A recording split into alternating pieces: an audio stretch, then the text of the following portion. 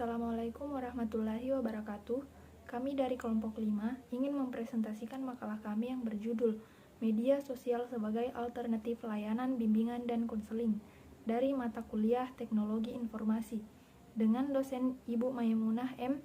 SPD, MCS.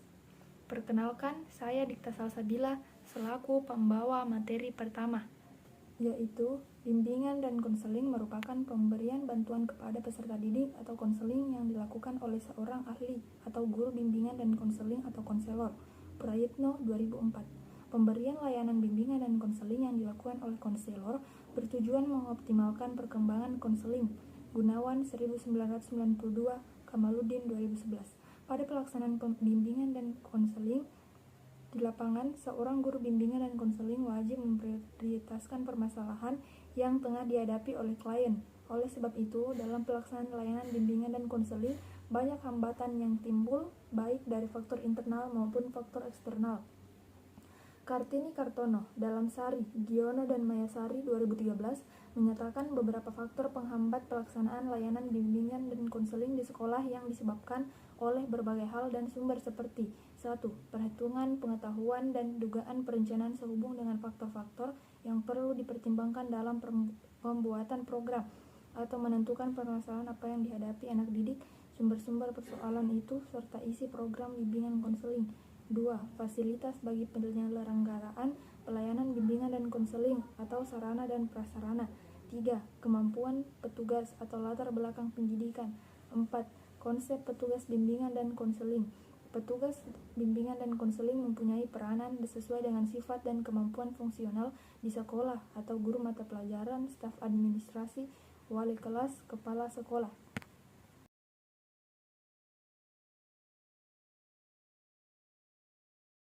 Setelah saya akan melanjutkan materi selanjutnya, yaitu media bimbingan konseling yang bersifat monoton akan mempengaruhi kualitas pelaksanaan layanan bimbingan dan konseling.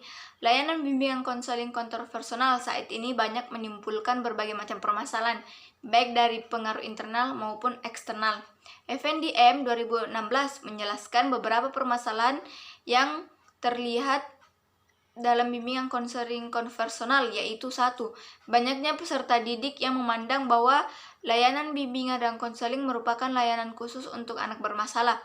2. Peserta didik yang berpandangan bahwa layanan bimbingan konseling merupakan layanan yang jadul karena pelaksanaannya selalu bertatap muka. 3. Rendahnya minat atau ketertarikan peserta didik terhadap layanan bimbingan dan konseling. 4. Terbatasnya fasilitas dari ruangan maupun media yang digunakan konselor untuk menunjang pelaksanaan bimbingan konseling. Dari penjelasan tersebut dapat terlihat bahwa media sangat dibutuhkan oleh konselor dalam mensupport pelaksanaan bimbingan konseling di sekolah.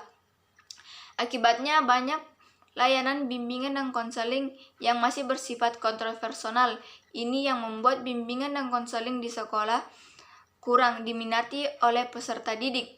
Hal ini terlihat bahwa banyaknya peserta didik yang takut untuk masuk ke ruangan bimbingan dan konseling karena peserta didik mempunyai persepsi bahwa jika dipanggil ke dalam ruangan bimbingan konseling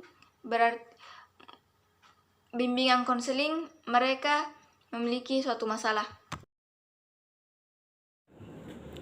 Saya Misrawati, pemateri ketiga. Baik, saya akan melanjutkan presentasi dari teman saya yang berjudul Media Sosial sebagai Alternatif Layanan Bimbingan dan Konseling. B. Media sosial sebagai alat komunikasi. Media sosial merupakan perangkat yang sering dipakai oleh masyarakat untuk berkomunikasi. Media sosial sangat dibutuhkan oleh peserta didik di lingkup pendidikan untuk berbagi informasi, baik dari pendidik dengan peserta didik maupun peserta didik dengan peserta didik. Lebih dikenal dengan sebutan era milenial.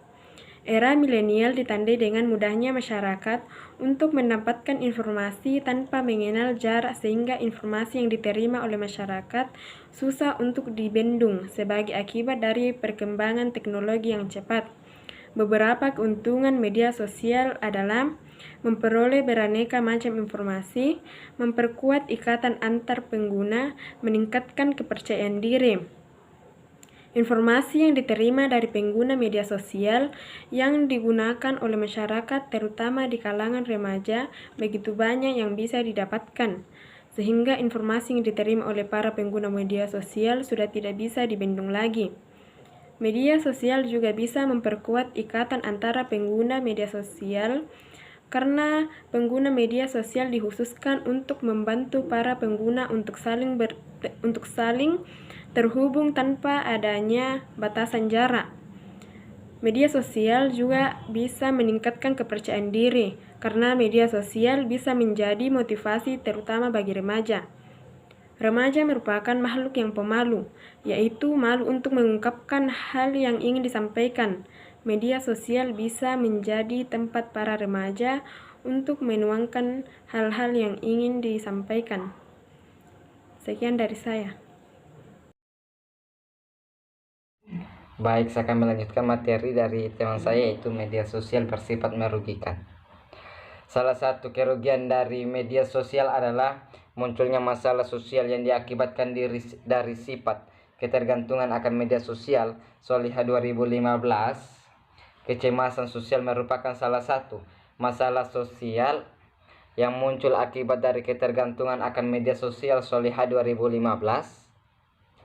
ketergantungan akan media sosial terjadi karena penggunaan media sosial menganggap bahwa dunia maya digunakan sebagai tempat pelarian dari dunia nyata.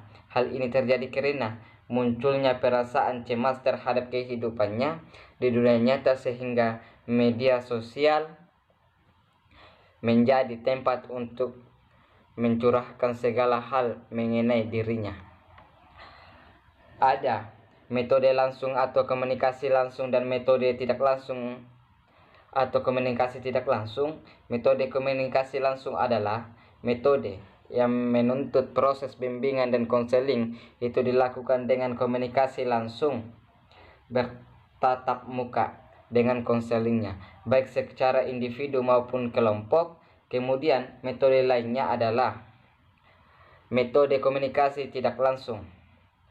Metode ini mensertakan adanya bantuan media sebagai cara berkomunikasi dalam proses bimbingan dan konseling, baik dilakukan secara individual, kelompok maupun secara masalah. Itulah tadi materi yang sempat saya bacakan, kurang lebihnya mohon dimaafkan. Wabillahi taufiq wal hidayah. Assalamualaikum warahmatullahi taala wabarakatuh.